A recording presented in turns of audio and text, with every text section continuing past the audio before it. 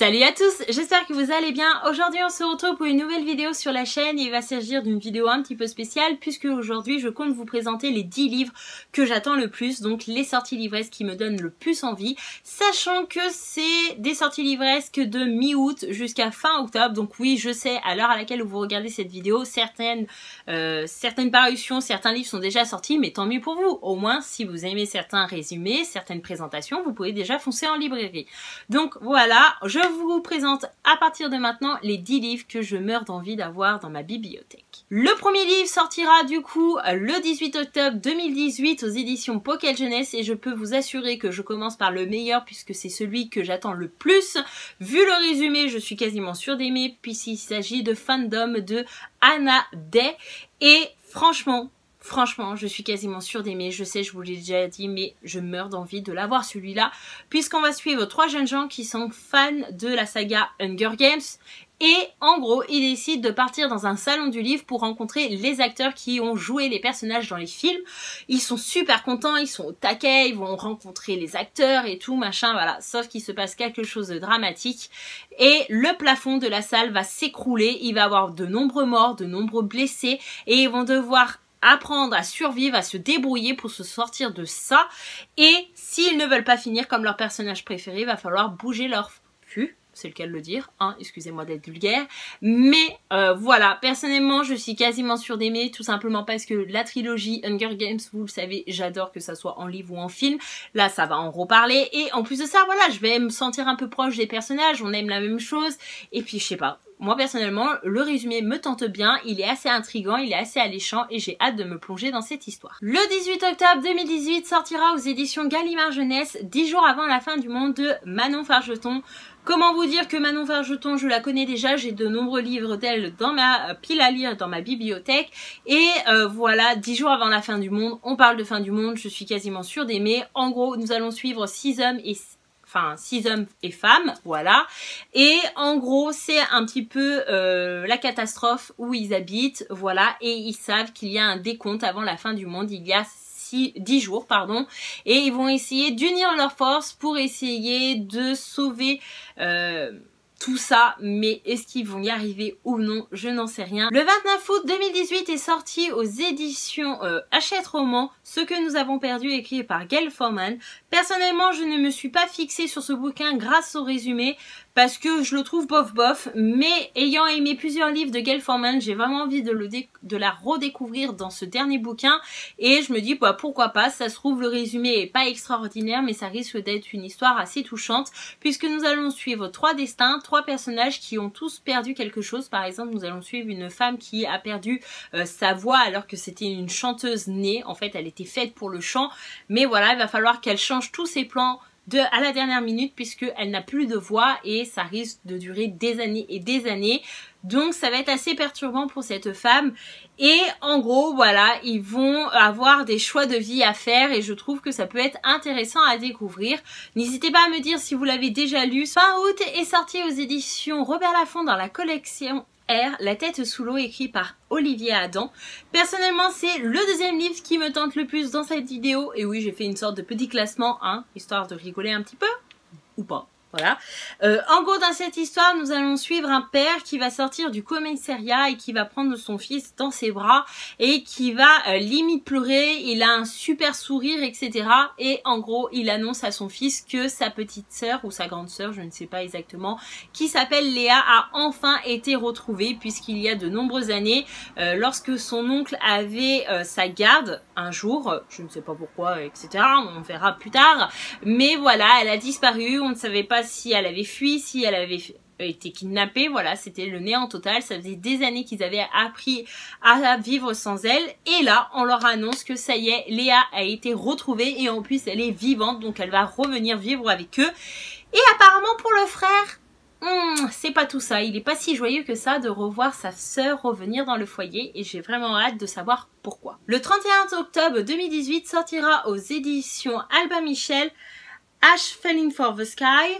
Oui, l'anglais c'est pas tout ça, hein, écrit par Nin Gorman et Mathieu Guibé. Alors ne m'en parlez pas parce que je n'en sais pas plus, je sais juste que ces deux personnes-là ont écrit un bouquin ensemble et que le roman va sortir fin octobre et tout simplement j'ai envie de découvrir cette histoire sans en savoir plus, tout simplement parce que Nin, vous savez l'importance qu'elle a pour moi sur Booktube, parce que voilà, il faut savoir que ça fait des années que je suis rédactrice littéraire pour son blog Ninank et c'est elle aussi qui m'a encouragée il y a des années, donc en 2015, à ouvrir ma chaîne Booktube et à me lancer sur Booktube, et sans elle je pense pas que je serais là aujourd'hui, donc je tiens encore à la remercier. Et Mathieu Guibé, eh ben, il faut savoir que c'est à la fois un auteur mais c'est aussi un éditeur et que au fur et à mesure du temps qui passe, et ben voilà, j'ai noué une petite amitié avec lui et franchement j'ai vraiment envie de soutenir ces deux personnes qui sont vraiment importantes pour moi et je trouve que c'est la moindre des choses de lire leur bouquin. Alors Mathieu m'a dit oui, tu verras, tu vas pas forcément aimer, c'est une romance et je sais que les romances et toi, c'est pas trop ça, mais voilà, je m'en fiche. J'ai vraiment envie de les soutenir dans cette aventure-là et du coup c'est la moindre des choses de le faire.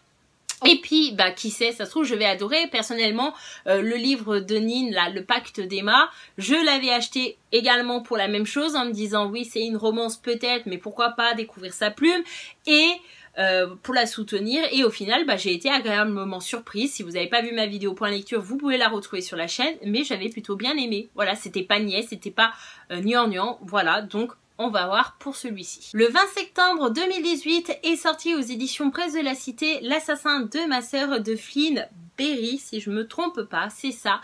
En gros, dans cette histoire, nous allons suivre une femme de 30 ans qui s'appelle Nora et qui prend le train pour aller à Londres et rendre visite à sa petite sœur ou à sa grande sœur, je ne sais pas, à sa sœur tout court. Et en gros, une fois arrivée chez elle, et ben, elle va découvrir le corps de sa sœur, mort, sans vie, au milieu d'une pièce. Et voilà, elle se dit que c'est un meurtre, que ce n'est pas un accident et que il va falloir qu'elle mène l'enquête puisqu'elle n'a absolument pas confiance en la police. Voilà, il y a des années auparavant, elle avait eu déjà des petits soucis avec la police et depuis ce jour-là, elle ne leur fait plus confiance. Donc elle va essayer de mener sa propre enquête et personnellement, j'ai envie de savoir qu'est-ce qui est arrivé à sa sœur. Le 16 août 2018 est sorti en librairie et aux éditions Pocket Jeunesse L'insaisissable logique de ma vie de Benjamin Allaire Sáenz. Comment vous résumer ce livre? Eh ben, je ne vais pas le faire tout simplement parce que je n'ai pas envie d'en savoir plus. Voilà, c'est juste un adolescent qui est à moitié mexicain et moitié américain et il se voit rentrer en terminale, sauf que ça va pas se passer si bien que ça, il va se battre, etc. Enfin voilà. Et en gros, j'ai pas envie d'en savoir plus tout simplement parce que Benjamin Allaire Sáenz, c'est un auteur que j'ai absolument adoré. Dans Aristote et Dante découvre les secrets de l'univers. Si vous n'avez pas vu ma vidéo, je vous la recommande chaudement. C'est un bouquin que je vous recommande également tout simplement parce que c'est le bouquin qui va vous faire du bien, qui va vous mettre de bonne humeur, qui va vous faire sourire, qui va vous faire rigoler et ça fait du bien de prendre une petite dose de bonheur dans un petit pavé. Le 4 octobre 2018 sortira aux éditions Echo Je peux te voir de Karina Rosenfeld qui est une auteure que j'aime plutôt bien et que pareil j'ai de nombreux livres d'elle dans ma pile à lire et dans mes bibliothèques et du coup pourquoi pas la découvrir avec son dernier bouquin. Ici en gros on va suivre un homme qui s'appelle Max et qui est le dernier survivant d'un accident de voiture.